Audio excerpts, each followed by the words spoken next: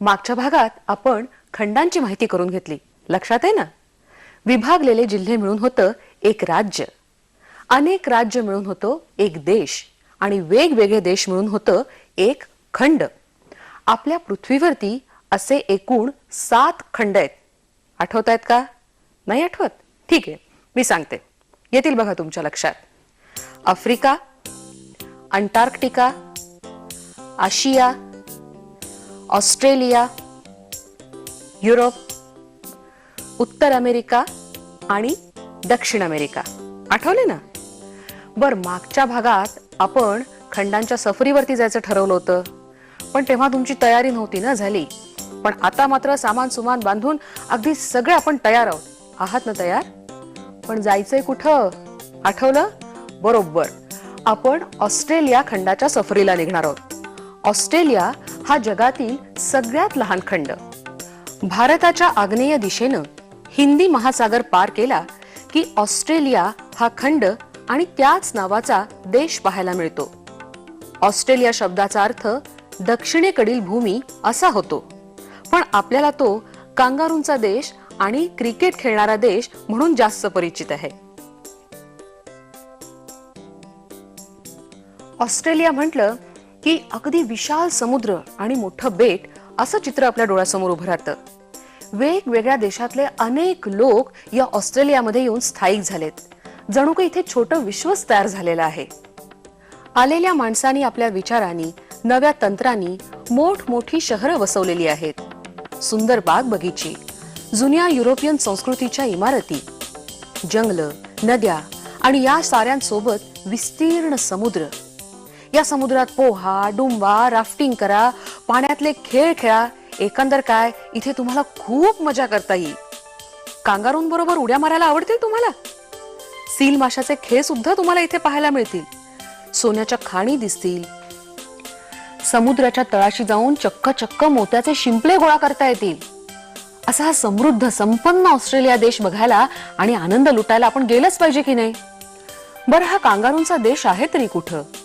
भूगोलाच्या भाषेत सांगायचं झालं तर असं म्हणता येईल की ऑस्ट्रेलियाचा अक्षवृत्तीय विस्तार 10.41% दक्षिण ते 43.39% दक्षिण असा आहे आणि रेखावृत्तीय विस्तार 113.9 पूर्व ते 153.39 पूर्व या दरम्यान आहे. या आकड्यांमध्ये आपण फार अडकायला नको, कारण या देशाच्या इतर गमती जमती आपल्याला जाणून घ्यायच्या आहेत. हा ऑस्ट्रेलियाचा नकाशा जरा नीट निरखून पहा. हा देश चारही बाजूनी पाण्याने वेढलेला आहे. ऑस्ट्रेलियाच्या एका बाजूला हिंदी महासागर आहे, जो अगदी दक्षिणेकडल्या अंटार्क्टिकाला जाऊन थडकतो. ऑस्ट्रेलियाच्या उत्तरेकडल्या समुद्राला तिमोर समुद्र म्हणतात. वायव्य दिशेला ऑस्ट्रेलियाचा शेजारचा देश आहे इंडोनेशिया आणि इकडे ईशान्येला पापुआ न्यू गिनी हा देश आहे.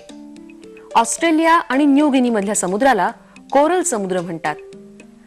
ऑस्ट्रेलिया देशाच्या दक्षिणेकडलं हे छोटंसं बेट पाहिलं का? हे आहे टास्मानिया बेट. हा ऑस्ट्रेलियाचाच भाग आहे. या बेटाजवळच्या समुद्राला तास्मान समुद्र म्हणतात. ऑस्ट्रेलियाच्या चारही बाजू हिंदी महासागर, तिमोर समुद्र, कोरल समुद्र आणि तास्मान समुद्र अशा समुद्रांनी वेढलेल्या आहेत.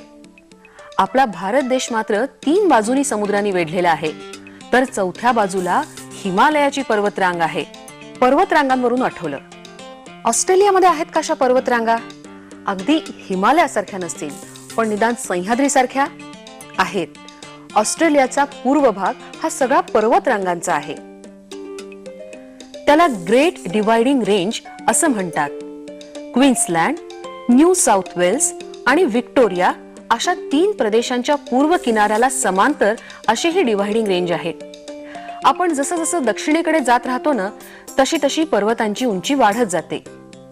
पर्वत रांगांच्या सगळ्यात उंच शिखरावर चढायचंय? मग माउंट कॉझिस्कोला जायला पाहिजे.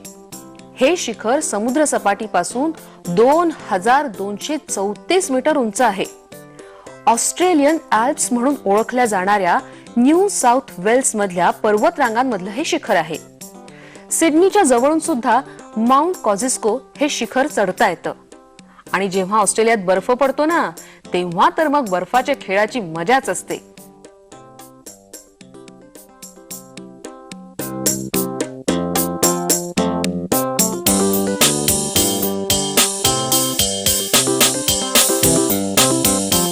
या माउंट कॉझिस्कोवर गेलो की तिथून उगम पावणारी मरे नदी दिसेल. ही नदी या पर्वत रांगांमधून निघून ऑस्ट्रेलियाच्या मध्यभागी जो बशीसारखा भाग आहे ना, तिथून वाहत वाहत हिंदी महासागराला मिळते. या बशीसारख्या भागाला ग्रेट आर्टेशियन असं म्हणतात. डार्लिंग ही मरे नदीची उपनदी. मरे आणि डार्लिंग या पलीकडे आर्टेशियन मध्ये एकही नदी नाही. या आर्टेशियन भागातच बर का पाण्याने वेढलेला त्रिकोणी प्रदेश आपल्याला पाहायला मिळतो. दक्षिण ऑस्ट्रेलियामध्ये जवळजवळ 320 किलोमीटर लांबीचा असा त्रिकोणी भूभाग आहे. त्याला आयर पेनिन्सुला म्हणतात आणि त्याच्या बाजूलाच आयर सरोवर आहे. या आर्टेशियन भागात दगड आणि माती फार आणि त्यामुळेच हा वाळवंटी प्रदेश तयार झालेला आहे. इथं पाणी कुठे असायला? मरे आणि डार्लिंग या ज्या नद्या आहेत त्यांचं पाणी वाढत्या लोकवस्तीला कसं पुरेसं पडणार? आपल्याकडे नाही का आपण विहिरी खोदत? तसंच आर्टेशियन भागातल्या विहिरी सुद्धा प्रसिद्ध आहेत बर का. आर्टेशियन मधल्या खडकांमधून पावसाचं समुद्राचं पाणी साठून राहतं. ते कधी कधी कारंजाच्या स्वरूपात बाहेर फेकलं जातं, कधी त्याच्या विहिरी खणल्या जातात. आर्टेशियन विहिरीचं जे पाणी असतं ना ते क्षारयुक्त असतं. शेतीला त्याचा उपयोग नसतो, पण मेषपालनासाठी मात्र त्याचा चांगला उपयोग होतो. पण आपण किती वेळ ही वाळवंट बघत बसणार आहोत? आपण ऑस्ट्रेलियाच्या समुद्र किनाऱ्यावरती भटकायला जाऊया. आवडेल ना तुम्हाला? अहो, तुम्हाला का नाही आवडणार?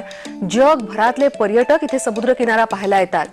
इथल्या कोरल समुद्रातली प्रवाळांची बेटं पाहायला येतात. चला तर आपण पण तिथे फेरफटका मारूया. पण त्यासाठी आपल्याला ऑस्ट्रेलियाच्या ईशान्य भागात जावं लागेल. तिथे ग्रेट बॅरियर रीफ ही जगातली सर्वात विस्तीर्ण प्रवाळ खडकांची रांग पाहायला मिळेल. अर्थात ही प्रवाळं एका दिवसात झालेली नाहीत बरं. हजारो कोटी वर्ष समुद्रात राहणाऱ्या प्राण्यांचे सांगाडे विखुरले गेले. त्यातून तयार झालं हे सुंदर दृश्य. तुम्ही मोजायला गेलात ना तर 2100 स्वतंत्र प्रवाळ खडक मोजता येतील. पाण्यात विखुरलेल्या बेटांच्या आसपास देखील हे आपल्याला खडक पाहायला मिळतात. इथलं पाणी जरा निरखून पहा बर का. हे पाणी नितळ आहे. साधारणपणे 100 फूट खोल पाण्यात काय चाललंय हे आपल्याला इथनं कळू शकतं. तुम्ही पाहिलाय असा समुद्र कधी? नाही ना? ऑस्ट्रेलियात ग्रेट बॅरियर रीफ पाहायला जगभरातून लोक मुद्दाम येतात.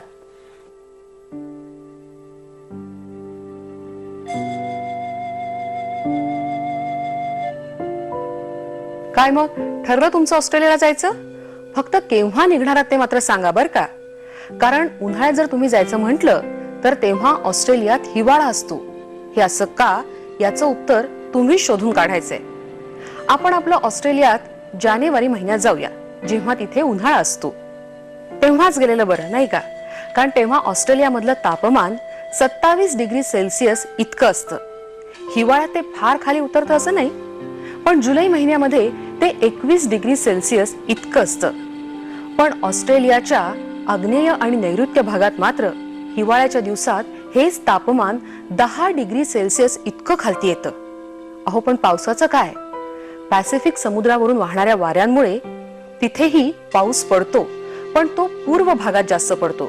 जवळजवळ 100 सेंटीमीटर इतका पाऊस पूर्व भागात पडतो. पश्चिम भागात मात्र 25 सेंटीमीटर किंवा त्याही पेक्षा कमीच एवढा पाऊस पडतो. आता ज्यांना खूप पाऊस आवडतो ना त्यांनी मात्र टास्मान या बेटावरतीच गेलं पाहिजे, कारण तिथे वर्षभर नुसता पाऊस बरसत असतो. आपण या ऑस्ट्रेलियाच्या सफरीवर ऑस्ट्रेलियामधली dividing range, artesian, barrier reef अशी जमिनीवरची वेगवेगळी क्षेत्र पाहिली.